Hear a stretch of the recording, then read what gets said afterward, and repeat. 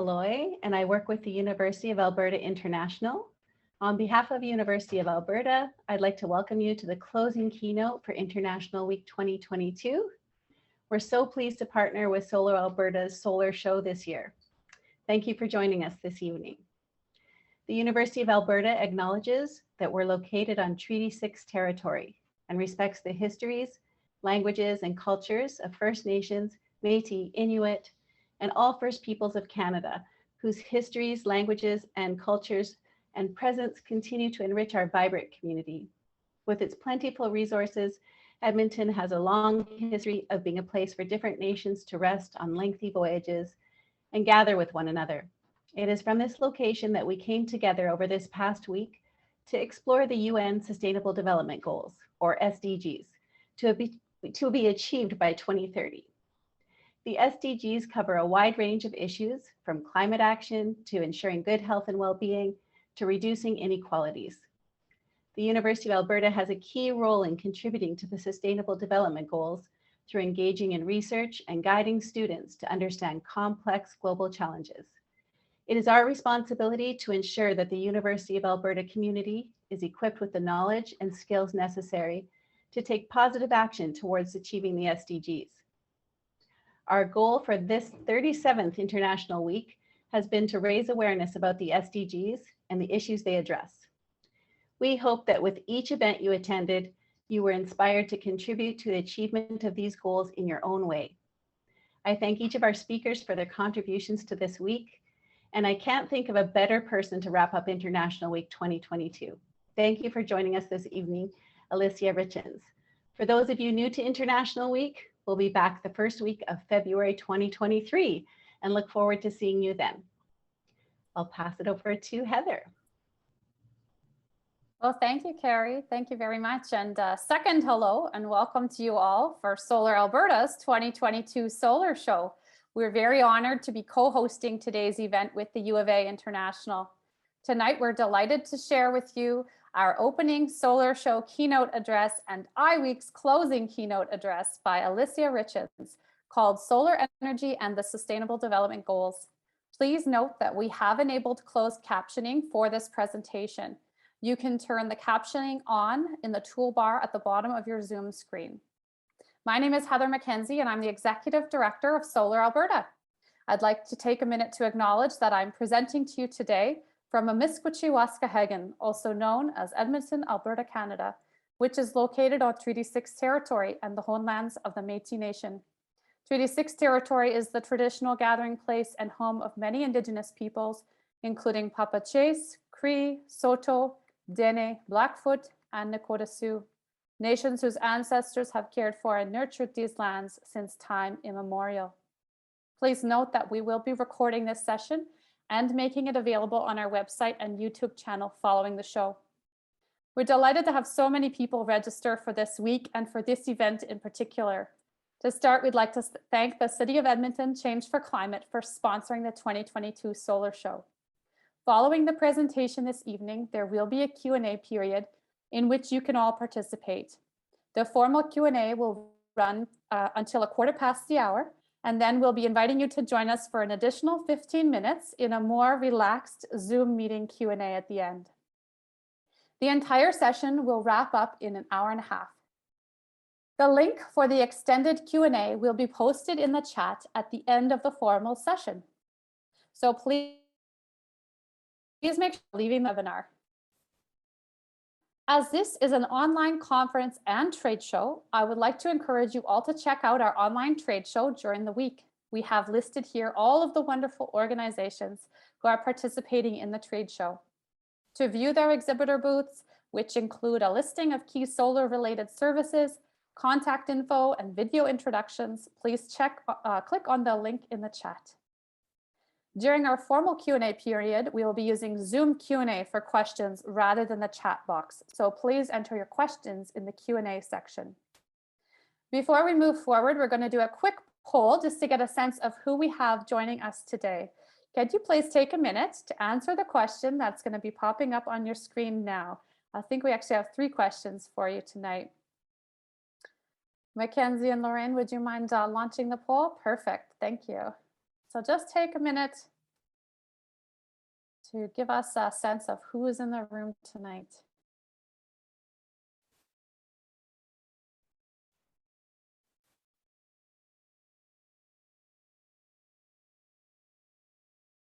All right. Now, Mackenzie and Lorraine, I'm going to ask you to end the poll because I can't actually at this time. So if you could, please.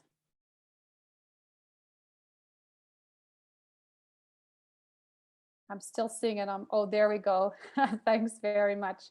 And unfortunately, this evening, it looks like I'm not able to see the responses. So Mackenzie or Lorraine, would you mind giving us a sense? Do we have a lot of solar curious people in the room tonight? Are you able to show the results to attendees? Yeah, there we go. Ah, there we go. Thank you, Lorraine. Perfect. So yes, a lot of curious folks tonight. I thought there might be. Nice to see some students and professionals joining us as well. And many folks, this is their first Solar Alberta event. Again, we're very happy to have you with us this evening. Some regulars as well. Okay, and nice to see so many of you attending some of the other sessions this week. It's going to be a very interesting week. So thank you very much for participating in our polls. It's really helpful for us to know a little bit about the audience before we dive in. I encourage you to also take a minute, pop your name, land acknowledgement, and any contact info you're comfortable sharing in the chat throughout the event. That way others can look you up on LinkedIn and some relationships can begin to be formed. And now I'm just going to share a little bit about Solar Alberta, and then we have a wonderful blessing to start our evening. This is actually Solar Alberta's 31st year of operation. Solar Alberta is a not-for-profit society that is dedicated to accelerating Alberta's transition to a just and sustainable energy future. We do so by advocating, educating, and serving as an industry and community hub. Our membership is made up of over 350 individuals and businesses. We provide a number of services, including managing a solar directory through our website. In this way, we act as a bridge for installers and suppliers to connect with their customers and clients. You can see a screenshot of the directory here on this slide. In addition to our website services, we run a number of educational programs, such as the Solar Seminar Series, new multilingual Solar 101 workshops, including one in Hindi that is planned for February 23rd, and of course, this incredible annual solar show. We're really proud to share that in 2021, our solar show reached people from over 60 different municipalities and counties around the province. And you can see them marked on this map here. So with over 2,400 session registrations for the solar show this year, we anticipate excellent reach across our province and around the world once again. In addition to our live online programming this week, we also have great content available on our website from the 2021 show, and it's still very relevant today. So we have spaced out our sessions in such a way this year that you could easily view one of those other sessions in between live webinars this week. And for those of you who are solar industry professionals or transitioning into the sector, you will be pleased to learn that we have also now made available all of the paid content from last year's solar show via our new pay-per-download training service. You can go to the training video link in the chat to find those affordable workshops. In addition to some solar show workshops that are industry oriented, this spring we will once again be running a number of online courses for solar industry professionals or those transitioning into the sector. Our 7 courses are online Tuesday and Thursday evenings on 3 to 5 nights over 2 to 3 weeks. You can already register for all of our courses at the link provided in the chat.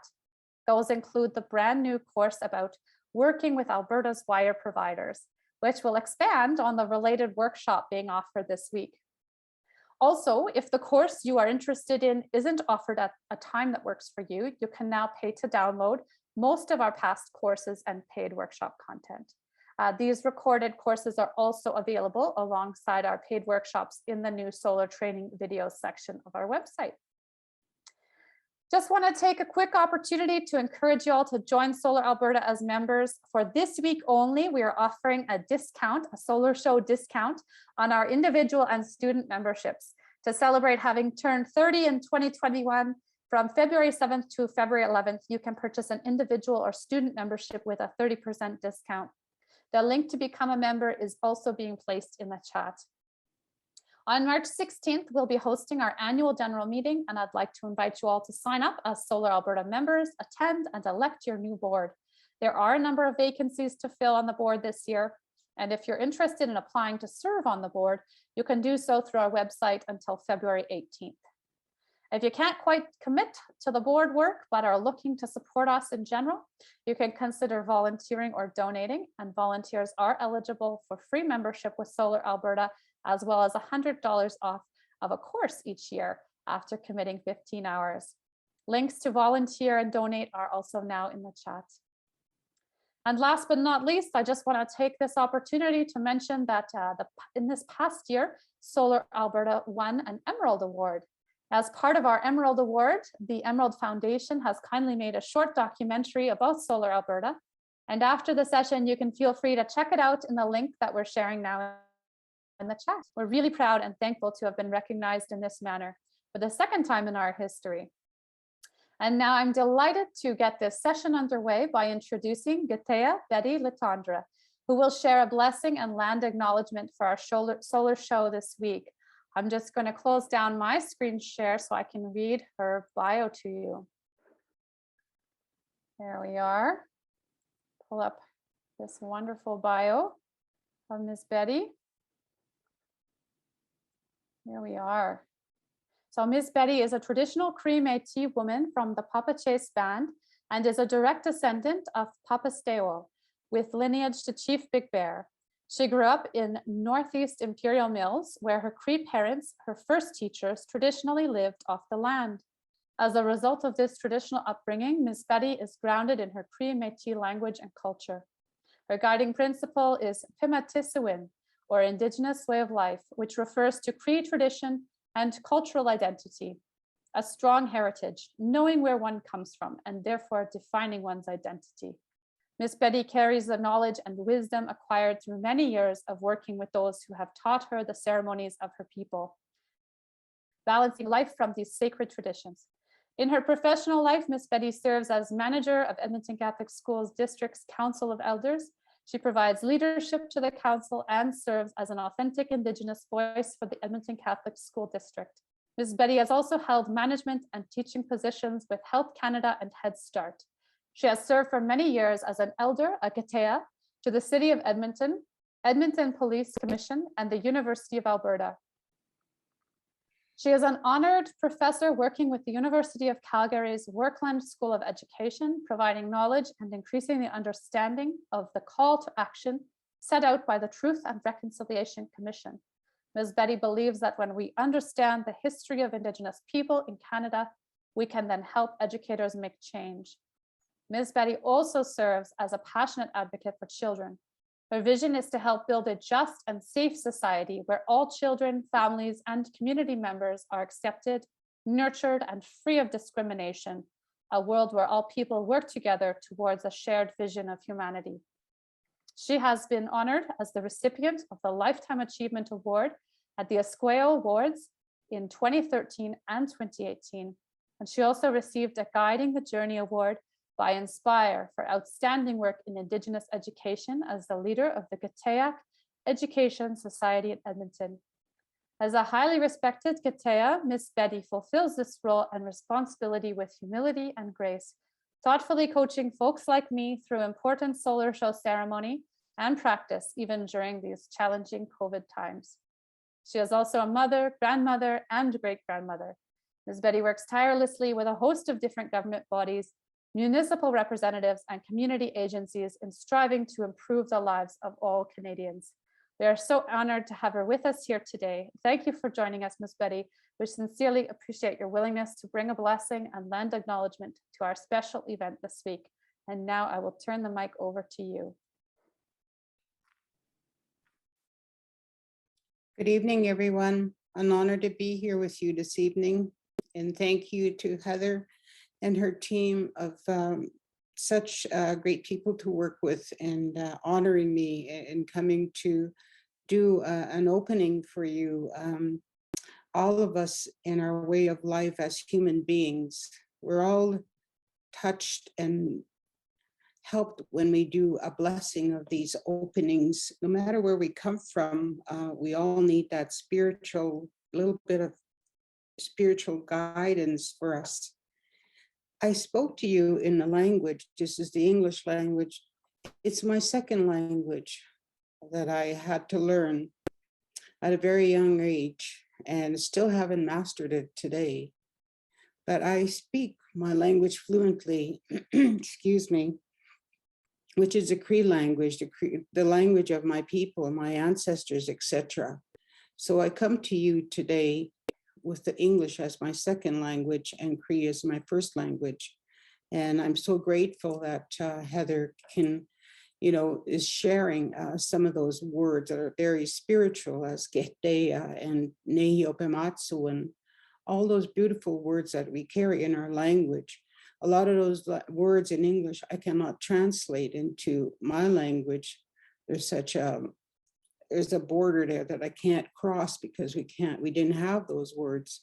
So now I come to you and say thank you for having me. And I'll begin, as I said, with this English language and talk a little bit about land acknowledgement.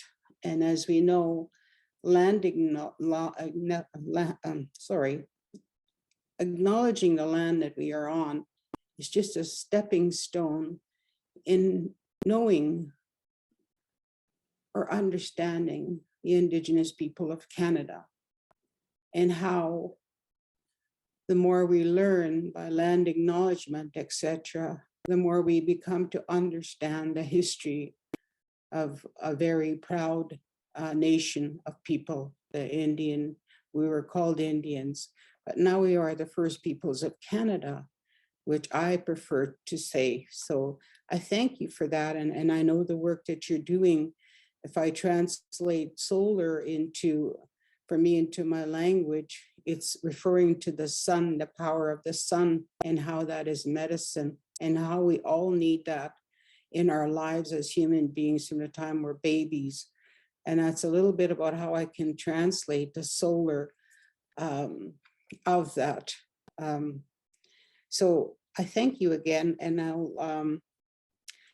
I'll say the prayer in my language, and I'll translate after I finish the blessing in my language. And everything that I say in my language is what I've been taught from a very young age, and how we are grateful and thankful for everything that we have today. Today was a day of life we were given, just this one day. We don't know if we'll have tomorrow, but today was given to us, and that we were to use it to the best of our ability. And tomorrow will come when we again open our eyes after we go to sleep, and we open our eyes in the morning if we are allowed that. And then again, we're given another day. Every day is a gift. When we live, we open our eyes and we breathe, etc. That's another gift. And how powerful is that? Because in an instant, we could be gone to the next level of life. So I'll say my prayer in my language.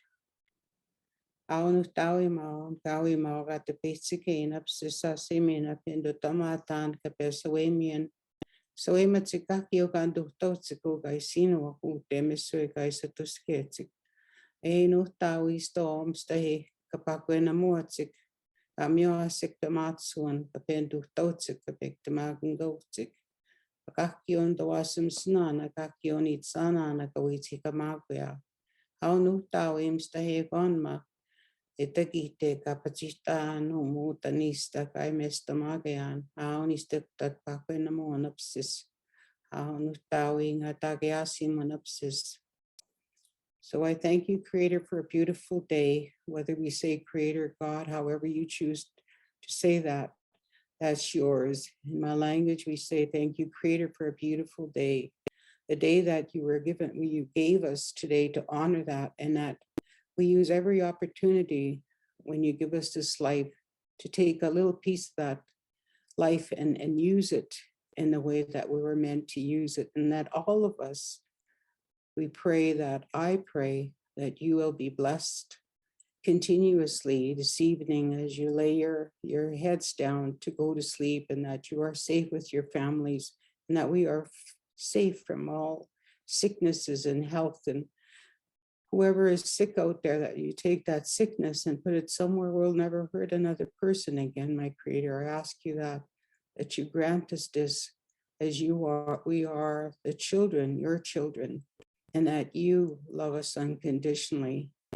Creator, I ask that you take care of all our families and those that have taught us the ways, and that we continue on this journey of helping and teaching one another. I ask this in your name, Creator. Thank you. Hi, Miss Betty. Thank you very much. I really appreciate you taking time to bless our week. And I know that this is your second time attending the Solar Show, and we just really appreciate your dedication to our cause. And now I'm going to take an opportunity to introduce our keynote speaker for the evening, Alicia Richins. Alicia is a sustainability and social impact consultant based in Toronto and a fierce advocate of the United Nations Sustainable Development Goals, also known as the SDGs. With intensive experience in international development, nonprofits, and community organizations, she works with forward-thinking organizations to assess, amplify, and embed their desired social and environmental impact, using the UN SDGs as a guiding framework.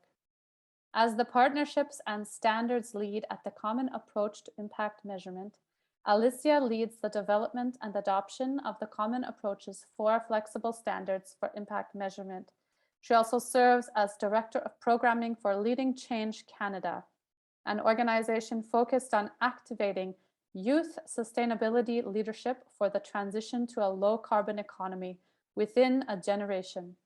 A dual citizen since birth of Canada and Trinidad and Tobago, where she joins us from tonight, Alicia holds a master's in environmental studies with a planning concentration and a BA in economics and social science, both from York University. Please join me in welcoming Alicia Richins, and I'll now pass the mic over to her.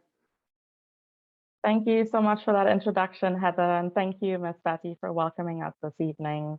Like Heather mentioned, I'm typically based in Toronto, subject to Treaty 13, the place in the water where the trees are standing, but I'm particularly grateful to be able to join you from my childhood home here in Trinidad and Tobago, the traditional territories of the Arawak, the Carib, and the Wadao people. And in my childhood home here in the Northern Range, where as a child, I used to, look up to these mountains and imagine them as my ancestors in physical form and imagine the history that they would have seen. That includes, of course, the history of my Indigenous African ancestors who were stolen, kidnapped, and made to build the wealth here in the Western Hemisphere. North of us, south of us, east of us, and west of us is and always will be Indigenous land.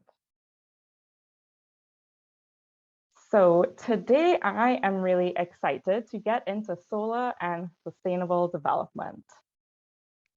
I want to start with making one promise. I promise that I will not be offended if you forget everything else I say tonight except this. Sustainability is about more than just emissions reduction. Climate action is futile without climate justice, and solar has a role to play beyond just being a renewable power source.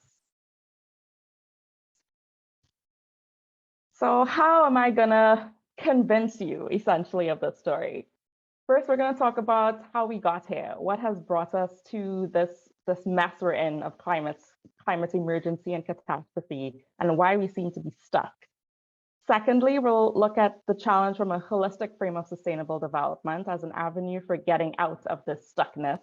And finally, we'll take a look at the present and potential of solar in advancing sustainable development beyond renewable energy.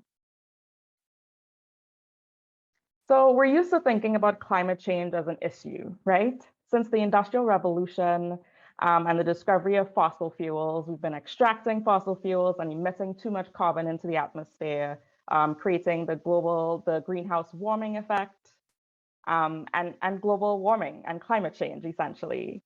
In this way, we tend to treat climate change as a technical challenge, right? We just need to figure out how to emit less carbon, how to just, emit fewer emissions, and then we would be able to solve the problem. We'd be able to move forward. We'd be able to build and continue on in our trajectory of human history.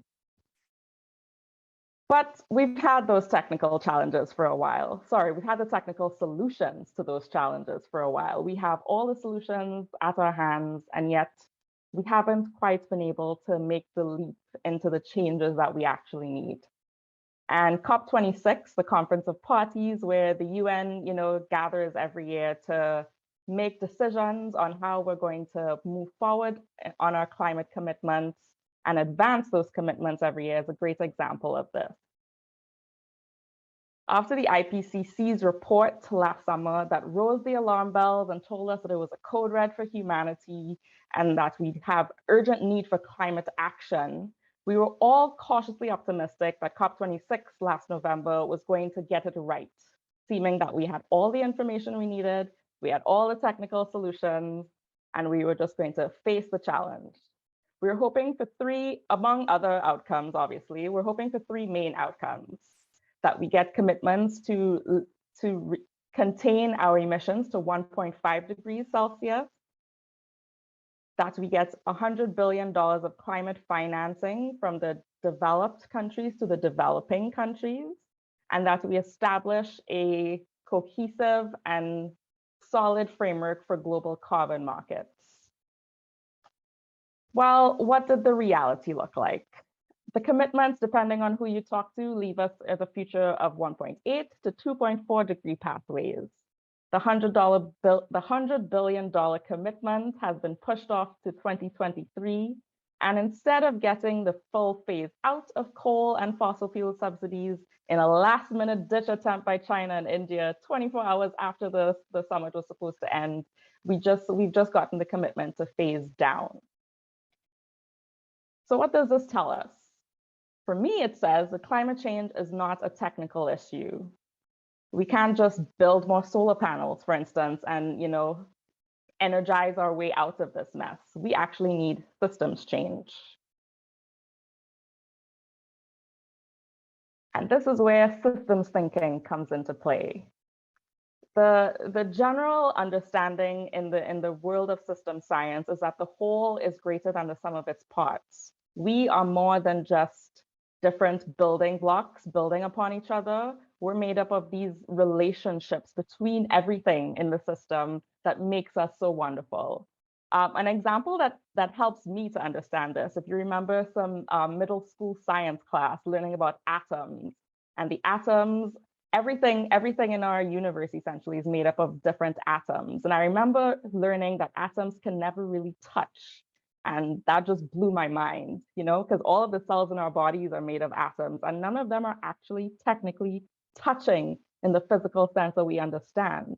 They're just able to organize through their own unique cellular knowledge to organize and build these complex systems that are our human bodies.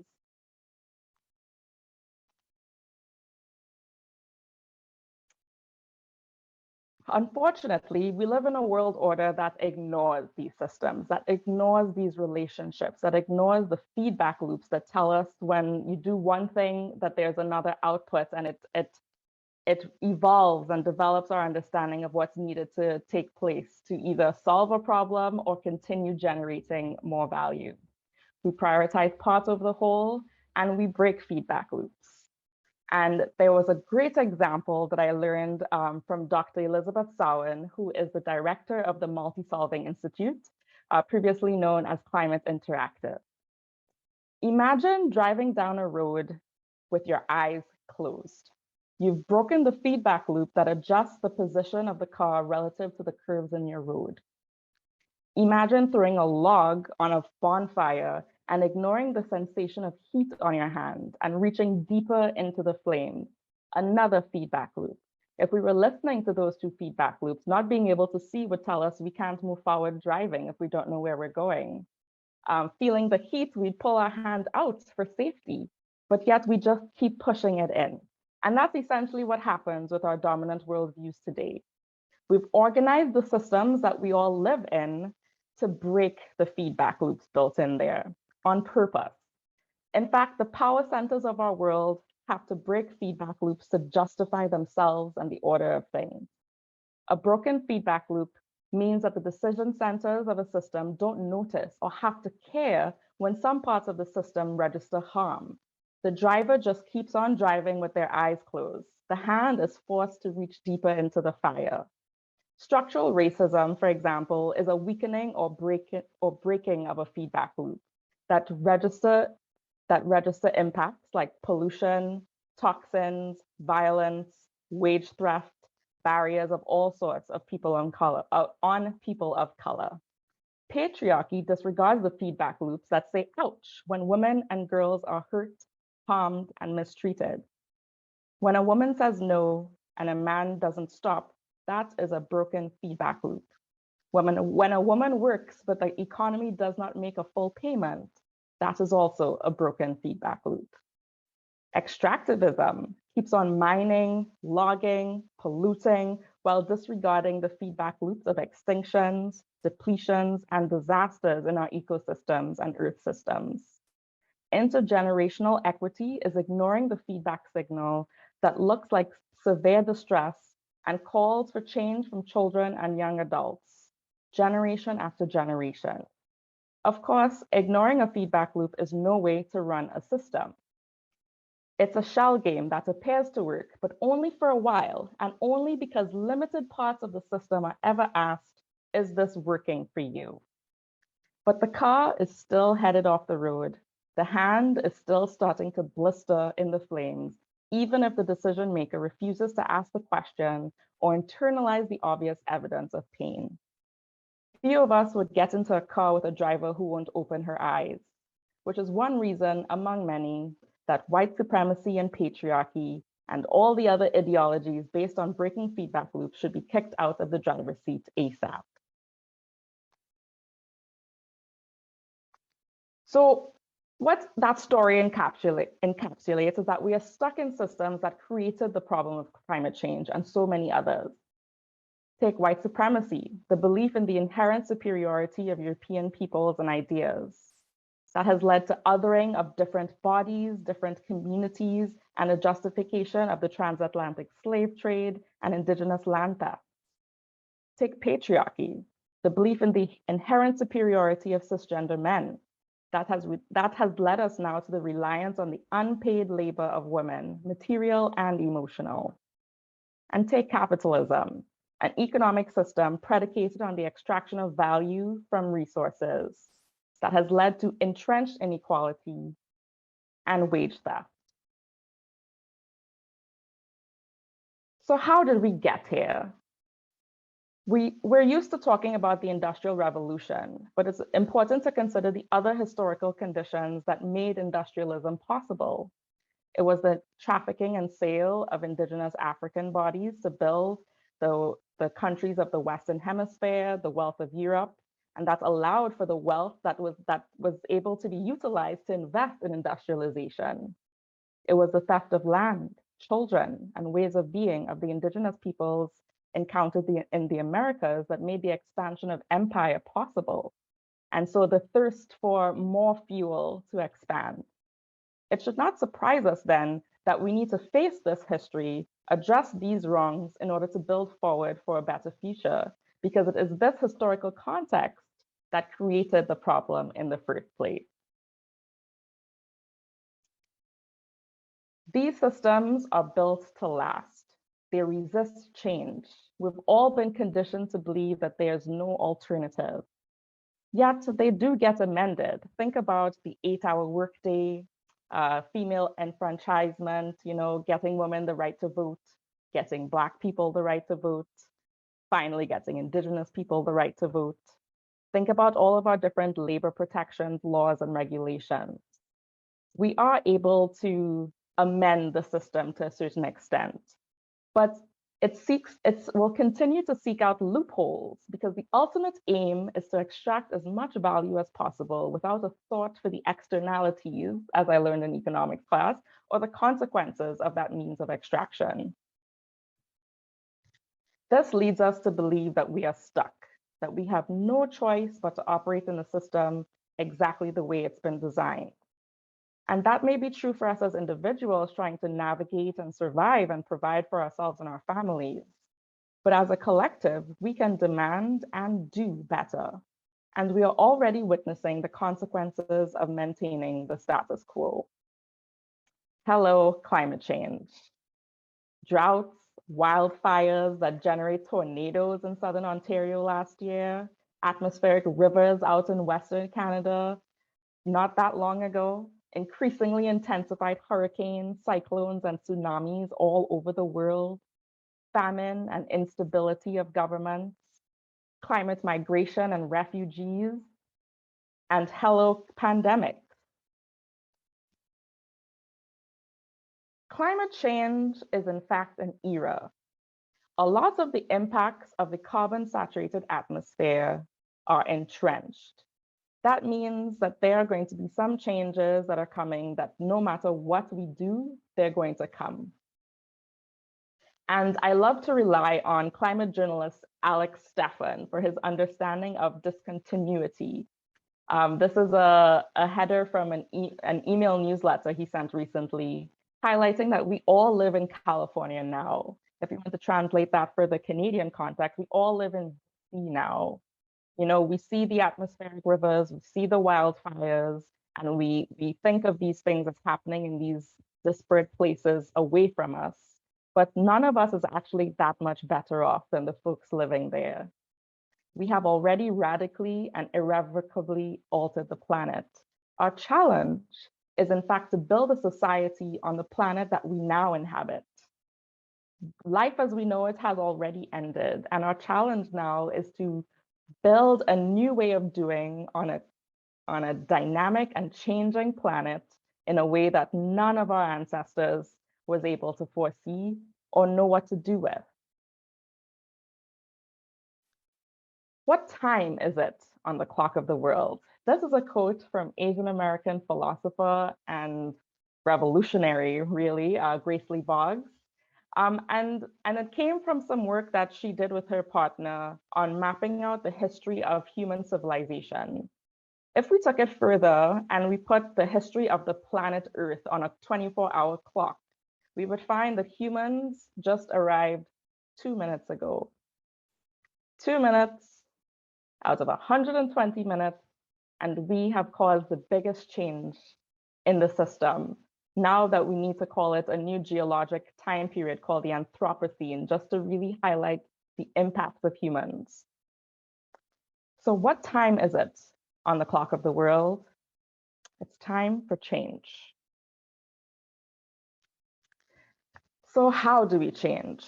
How do we get unstuck? How do we account for the wrongs that brought us to this problem? How do we get the courage to change? And I think we need to start with a clearer understanding of reality. We live on a planet that is a complex system that's comprised of even more complex systems. Everything is interconnected and interdependent in ways that science still hasn't even fully mapped out yet. For instance, did you know that dust from the Sahara Desert travels across the Atlantic Ocean every year to fertilize the soils of the Amazon rainforest? I just felt some of it a couple weeks ago with the Sahara dust in the Caribbean activating my allergies. Almost microscopic plankton floating around the oceans provides 50% of our human oxygen supply.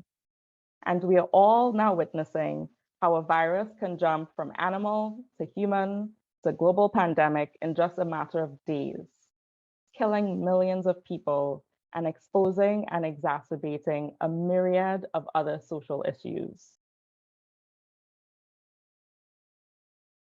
We need a framework that recognizes this interconnectedness. And this is why I love the Sustainable Development Goals. Much like how all of our systems and challenges are interconnected, so are the SDGs. For instance, good health and well-being would be futile without healthy ecosystems, which we can't effectively manage without responsible consumption and production practices, and which would be futile without affordable and clean energy like solar. And we got goal 17 thanks to the mandate for inclusion of all issues most pressing to communities around the world. The work we do in any one of these SDGs is bound to have impacts in others, just as the way that we are all interconnected and interdependent. We just need to make sure that those impacts are net positive. So a little bit about the history of the SDGs. Before we had the SDGs, we had the Millennium Development Goals that ran from the year 2000 to 2015. And the Millennium Development Goals, there were 8 goals that we did make a good, we made a good set of progress on the goals, but there were some challenges in the implementation. When it comes to the MDGs, it was the global North telling the global South what to do. And they were designed by a group of old white men in a locked room that nobody had access to. So when we started with the Sustainable Development Goals and we started to have the conversations to negotiate for the Sustainable Development Goals, we knew as a global society that we wanted to do better. We needed to engage a broad stakeholder base. We needed to tap into all of the issues most prescient to every single country around the world. And we needed to represent those issues in a way that maps out the interconnectedness of the system, but also of each other. Here in Canada, we haven't solved poverty yet. And so we all have work to do across the entire 17 goal framework to achieve the SDGs. And just to understand how it works, we have these 17 goals, and each of the goals comes with a list of targets. In total, there are 69 targets. And each of the targets comes with a list of indicators that we can track. And there are 231 of those indicators. Countries, all of the UN members have signed on to the SDGs, and so they commit to reporting on their progress through voluntary national reviews at the UN High-Level Political Forum every 3 to 4 years.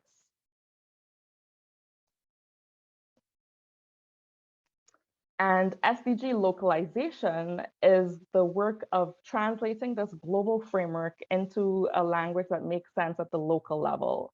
So I just mentioned the voluntary national reviews, but Canada has done one in 2018. There are also now voluntary local reviews. The first one happened out of New York City, and a few other cities around the world have adopted it. Kelowna, BC just published their first voluntary local review, and there are a number of communities across Canada working on it, on localizing the SDGs, on mapping the SDGs onto their own sustainable development and economic development plans, and implementing and reporting on that progress. And frankly, this is why I got into this work, because it's social purpose organizations who are trying to effect change in the world that I think are actually working to achieve the SDGs for us.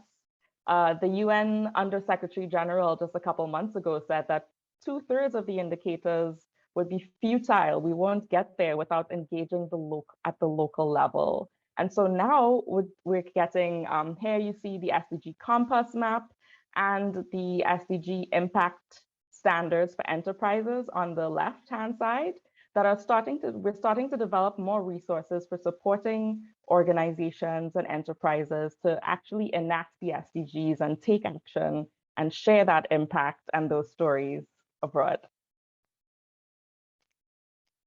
Now, I do love the SDGs and I'm a fierce advocate of the SDGs, but I think that it's also important that we always take a critical lens at all of the work that we do.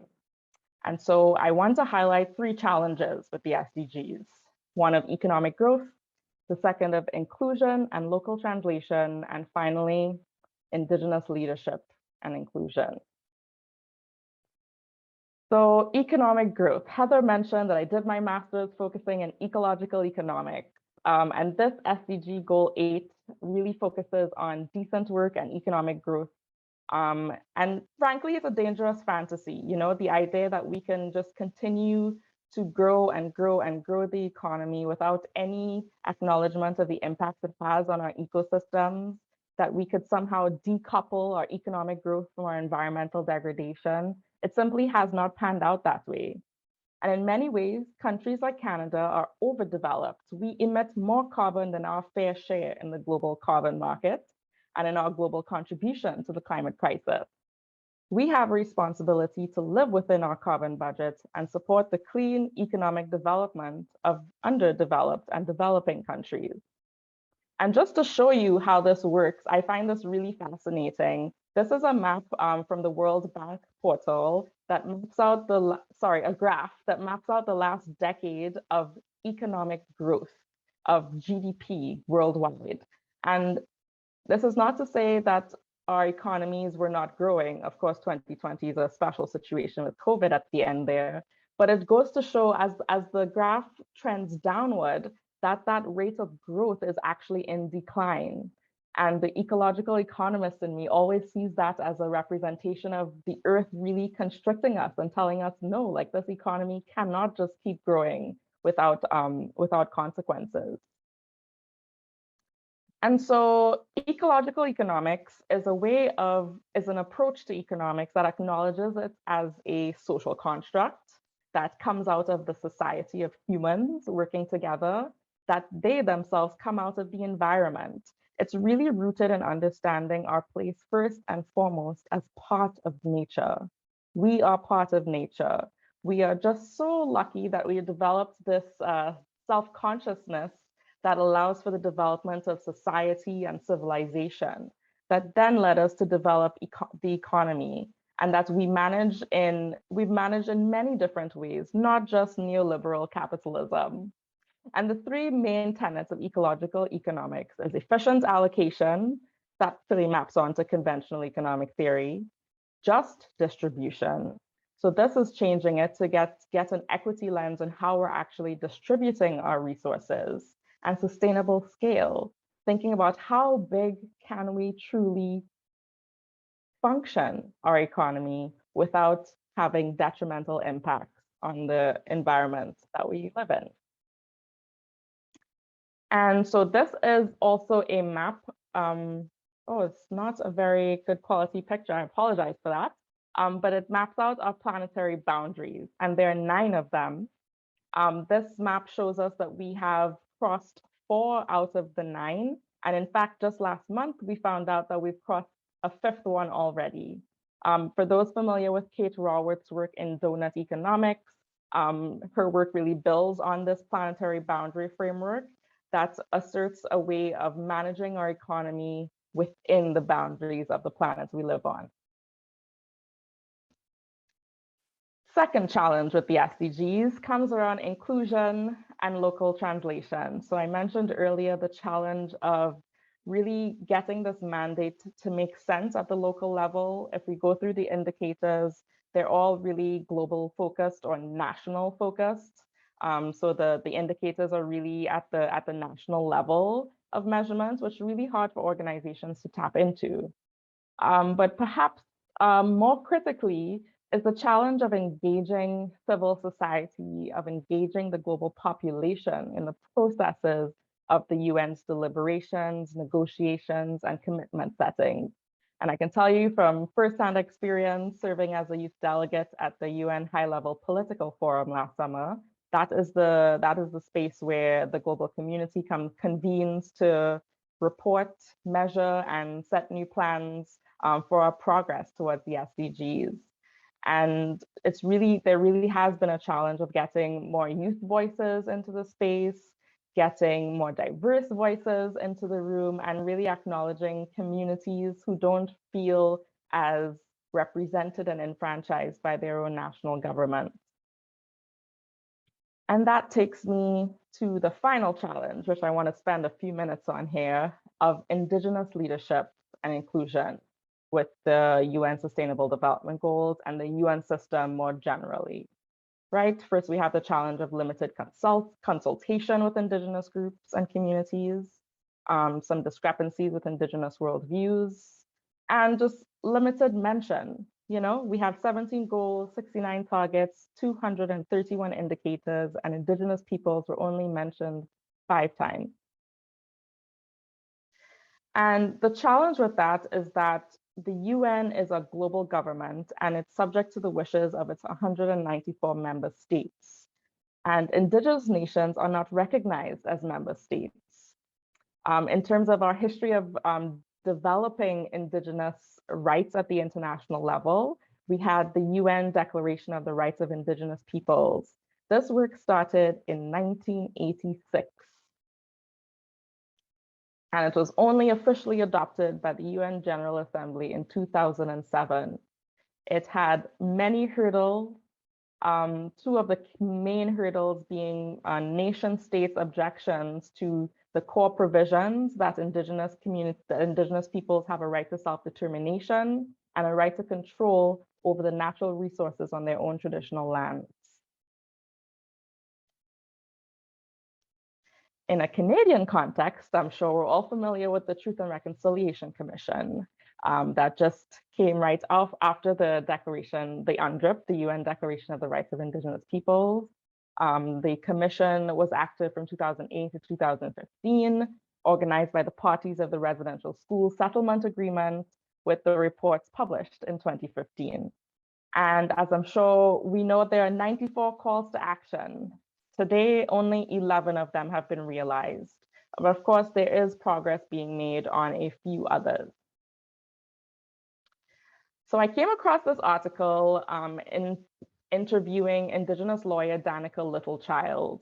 Danica Littlechild is a lawyer who engages at the UN level. She was actually really key in the negotiations for including Indigenous peoples those measly 5 times. And trying to make sure that Indigenous peoples had a voice and representation at that level. But the challenge that she highlights, which I mentioned earlier, is that the UN recognizes its member states, its governments, and Indigenous peoples, Indigenous nations and communities don't have sovereign status. They are merely civil society representatives who get the same measly 3 to 5 minutes on the floor, if so much, if you get any airtime at all. So Danica says that, maybe it's possible in the future, but it can't be possible now, particularly in the context of Canada now, where we're supposed to be working towards reconciliation, which is supposed to be an effort to build bridges after centuries of genocidal anti-Indigenous policies, racism, and economic deprivation.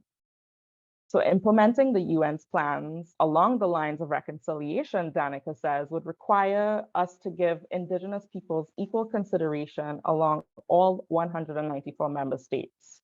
And that did not happen when the SDGs were drafted. All is not lost. I also wanted to highlight this article by Atif Baskandari, who's the CEO of the North Pine Foundation, where he sat down and mapped the Truth and Reconciliation 94 calls to action to the 17 Sustainable Development Goals. And here I've just kind of jotted down the different goals, and the numbers refer to the different calls to action. So we do see that there is some space for alignment, some space for intersecting the SDG work with our reconciliation work here in Canada.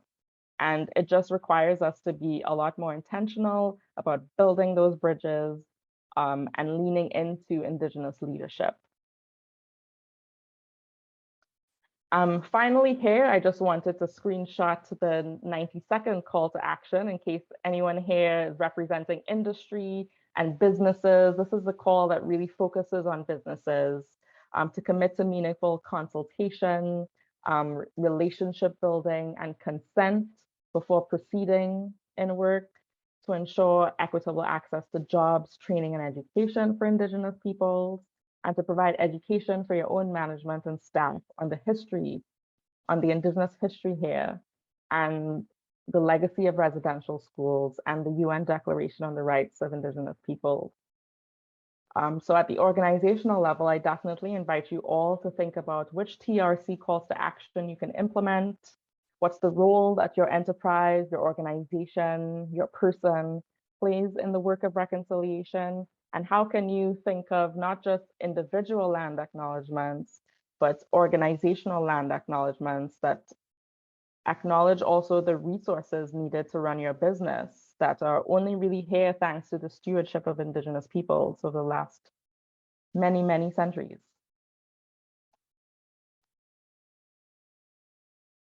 So in this vein, it gives me hope that there is space for reconciliation and sustainable development to work together in an approach of climate justice, which is more than just emissions reductions. It's about including everyone in the process of building a climate stable or carbon neutral future. It's about one of facing the truth of our histories, of acknowledging our interconnectedness and our interdependence on each other, and addressing our historical wrongs and land back.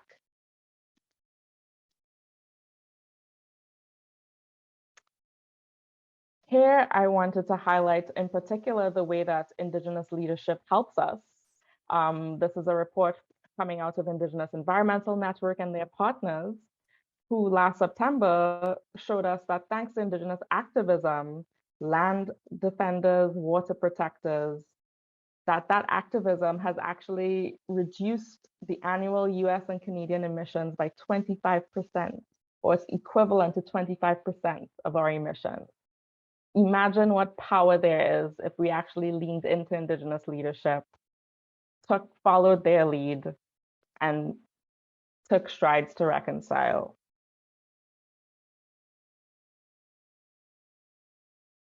So what is the way forward? Clearly, it is to work together.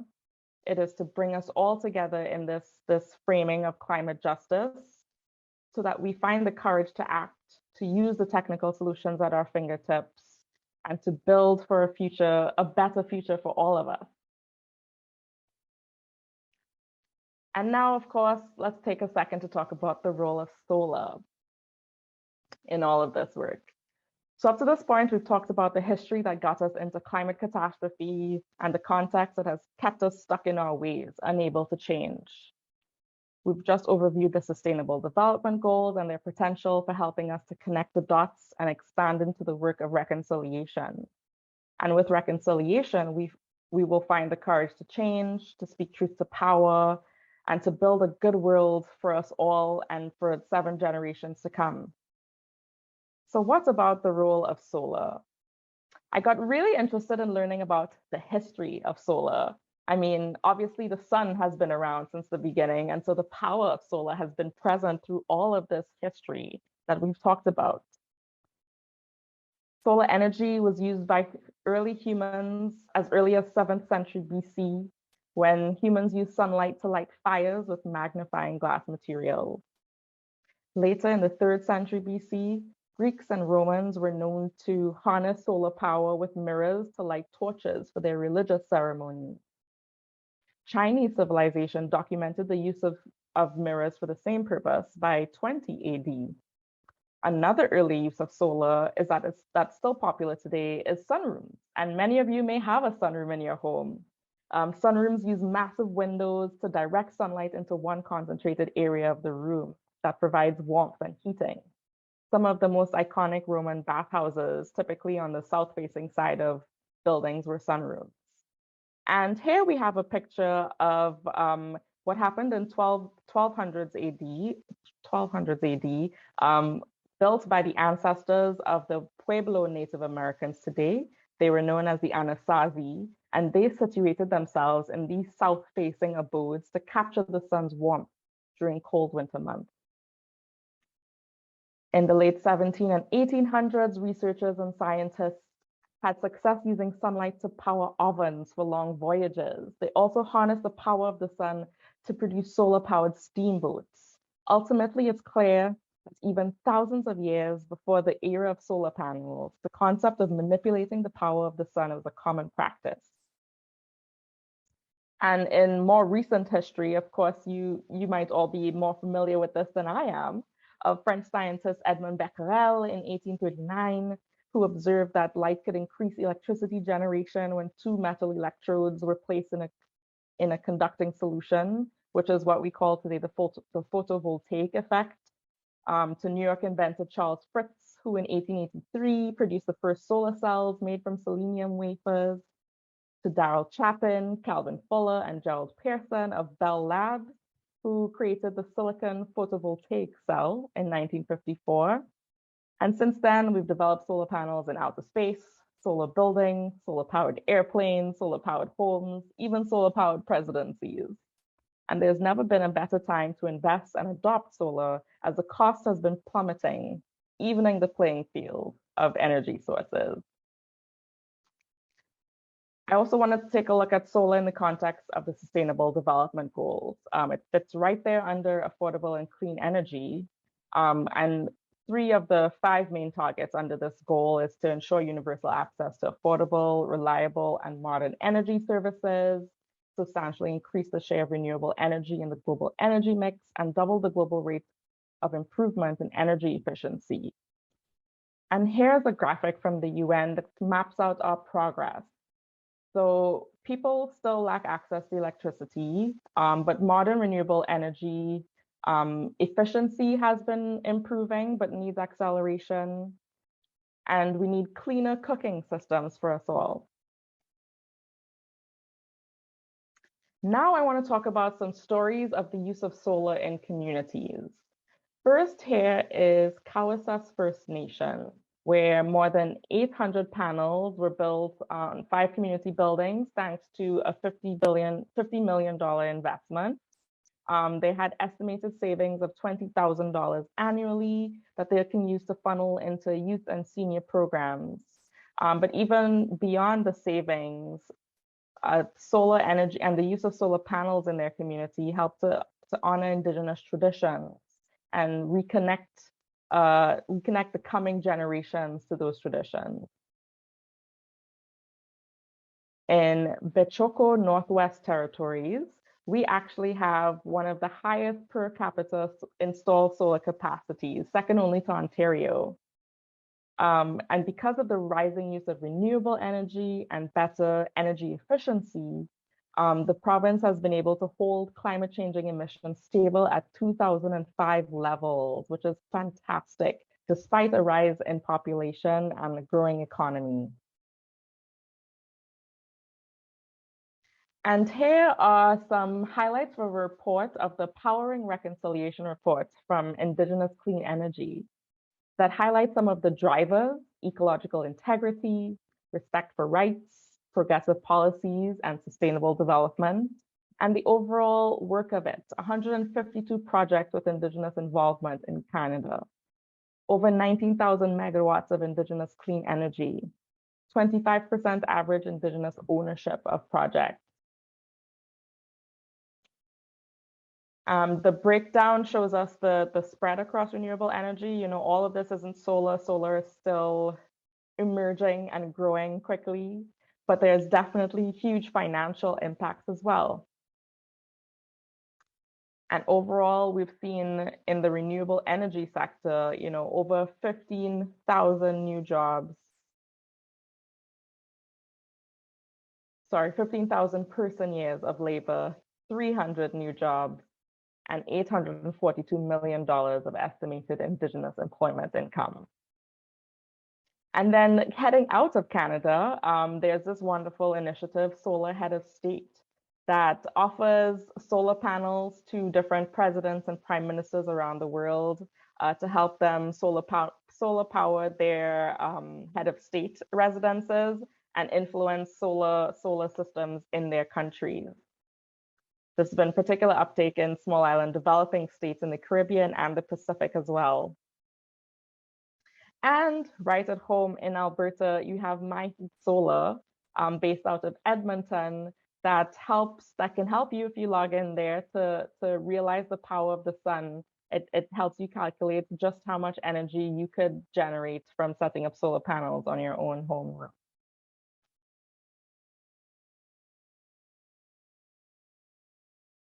So to recap, solar has impact beyond just emissions reduction. We see impacts in community economic development, energy justice and autonomy, and decent work. And just one last time, here's a reminder in case you just forgot everything I just said. Sustainability is about more than just emissions reduction. Climate action is futile without climate justice, and solar has a role to play within and beyond emissions reduction. Thank you.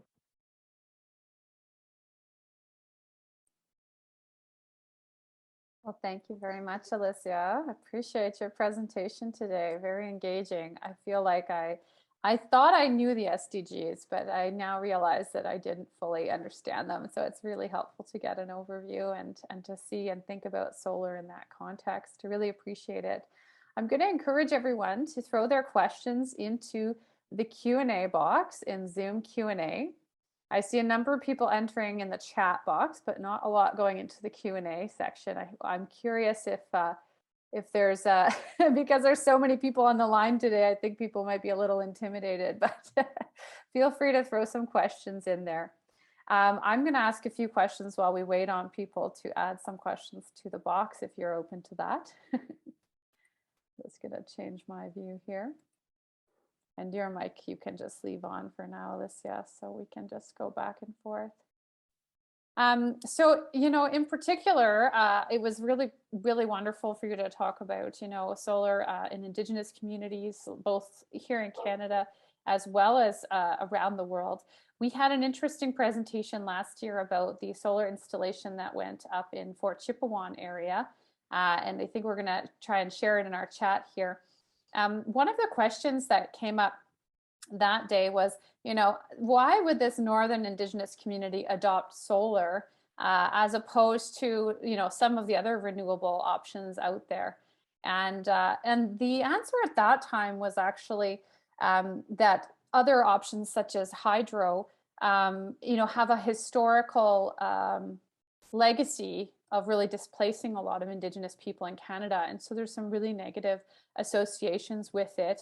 And that was really interesting for me to learn, and that the solar didn't have the same historical negative connotations. And I guess my question for you is, you know, you're really aware of more Indigenous communities around the world. And I'm wondering if, you know, how does solar look compared to other renewables around the world? And when you look at Indigenous communities and how they've been impacted by other forms of energy. Yeah, I think the situation is really similar. In preparation for tonight, I was also looking at Indigenous communities in Australia that had similar focuses on building out the solar power. I mean, first of all, we know that we're trying to get away from fossil fuels because of the dependence on this source of energy that is, you know, detrimental to communities, that creates so much pollution in the first place. And solar is just one of those that's a lot easier to tap into. It requires a lot less maintenance power once you've gotten everything set up. And like you said, there are those historical challenges. You know, like I remember even here in Trinidad, you know, historical challenge with, you know, setting up a hydro dam because they were going to have to fill up a valley and, you know, remove an entire community, and that wasn't going to fly. And so solar is really a much better solution in those instances. Mm-hmm. Yeah, it's good to hear those perspectives. Oh, we've just lost your video. Oh, you're back. Great. I see one question in the Q&A that I don't mind speaking to if you would be okay with that. The question is from Patrick. Is it true to say that solar panels are only 2% efficient on minus 20 degrees cold days? That is not true. So there are two different types of solar, and if you don't mind bearing with me for this one.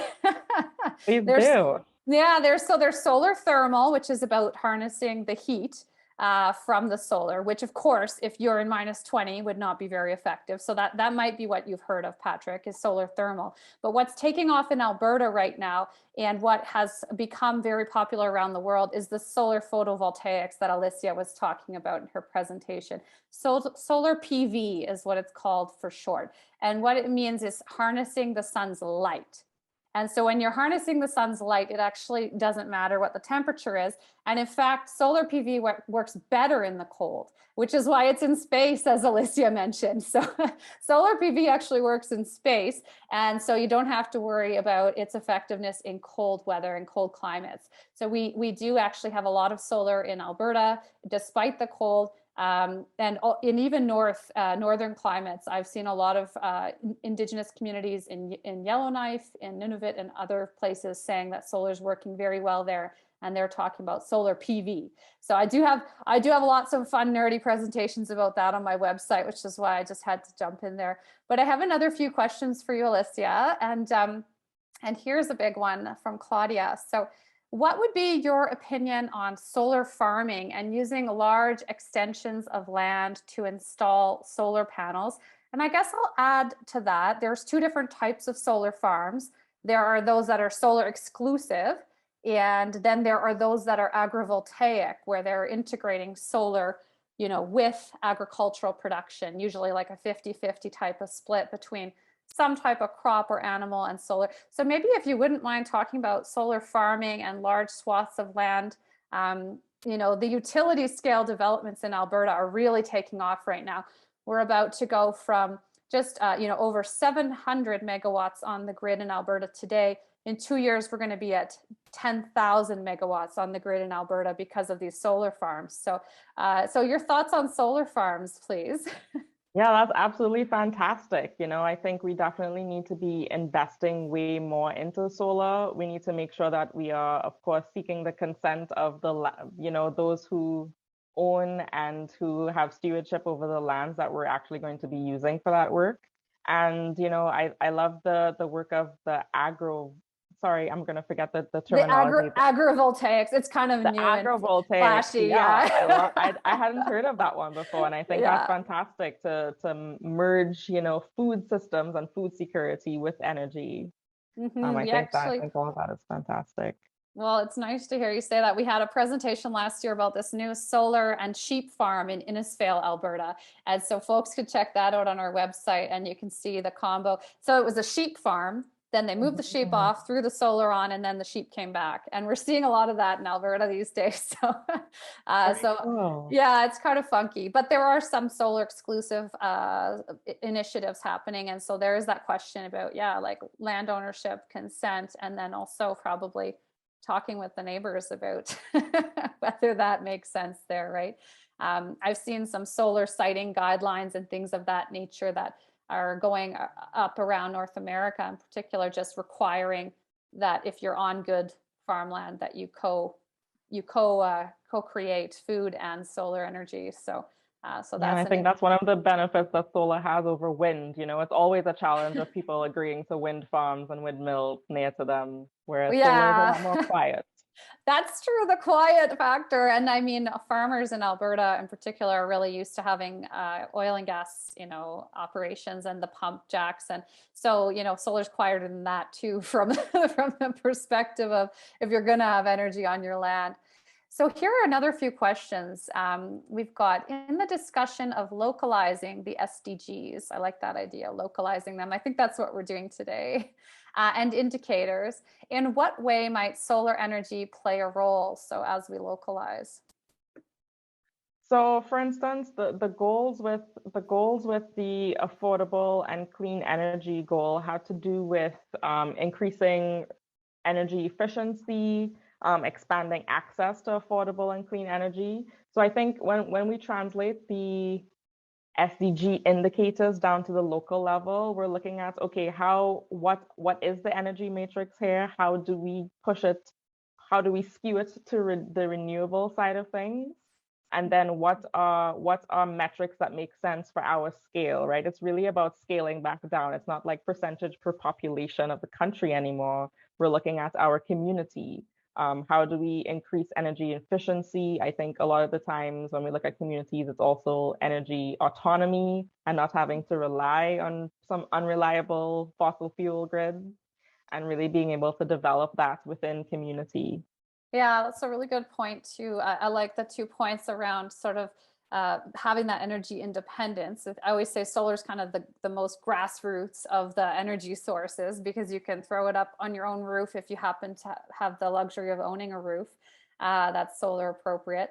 But I also agree with the energy efficiency piece, because once you throw up solar on a roof, if you actually reduce your energy consumption, you can actually get more credit back from the grid for your energy that you're creating. So there is that dual incentive at the local level in Alberta to be more energy efficient. And I hope a lot of folks consider that. It's kind of a rare conversation in Alberta, the whole, should we try and consume less thing? I think a lot of Albertans are drawn to solar because it's like, we can buy our way out of climate change. And we do need to shift that framework, right? Because, it's an important component, but so is the energy efficiency piece. So I appreciate you plugging that there. Getting quite a few questions here. Some of them we'll probably have to take over to the Zoom meeting room, but I think we'll spend an extra 5 minutes here in the formal Q&A because I don't want to lose these ones that are on the screen. This one's a question for me. I hope you don't mind. It's highly local. I'm going to focus on the local ones. What are some of the current plans to incentivize businesses or communities to embrace solar energy, at least in Edmonton? And I'm actually going to invite you all to come tomorrow at noon. The City of Edmonton is actually presenting to us about exactly that. So there's the HERA program, HERE, which is their solar rebate program in Edmonton. You can couple it with the federal solar rebate program, so you can kind of double dip there. And then they have the BERA program, BERE, which is about energy efficiency in businesses. It doesn't incentivize solar, but it does incentivize energy efficiency upgrades. So you can come learn about those programs at lunch tomorrow, and we've got some on our website as well. But that one definitely, I don't expect Alicia to be able to.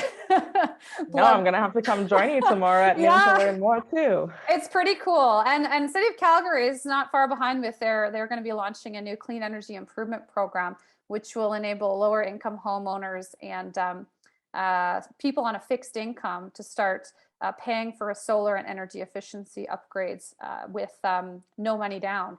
They can pay for it over time with low interest rates through their property tax assessments. So some cool social justice types of initiatives starting to happen around financing and incentives. But here's another question for you. How can non-Indigenous people participate and help in projects for Indigenous areas?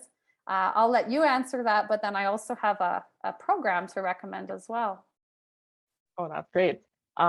So I think when we try to get into work with Indigenous communities, first we need to check our intentions, and we need to make sure that we're building relationship, that we're not just coming in trying to save the day and be the hero, that we're trying to actually share expertise and labor time, build reciprocal relationships, and seek consent. And then I think, you're generally pretty well received and welcomed and welcomed into the fold to get the work done. Yeah, I love that you're shifting the conversation away from, notifying folks to seeking consent. And I'm really glad we're having that shift in perception these days. It's not just enough to just give you a heads up, we're coming in. We actually had our first solar seminar of the year was on January 20th, and the topic was investing in and supporting Indigenous clean energy. And we had speakers, one of whom's with the ICE network, the Indigenous Clean Energy Network in Canada. And so we're going to plug that link for that webinar in the chat now. So if you want to hear directly from Indigenous voices and others about how to partner with Indigenous communities in Alberta and what that partnership should look like nowadays, you can hear some of those local voices. And of course, we had our lawyer with us as well that day talking about just what you're saying. It's not just optional, to seek consent, actually. Legally, that's sort of the way we're headed. Oh, I love this question.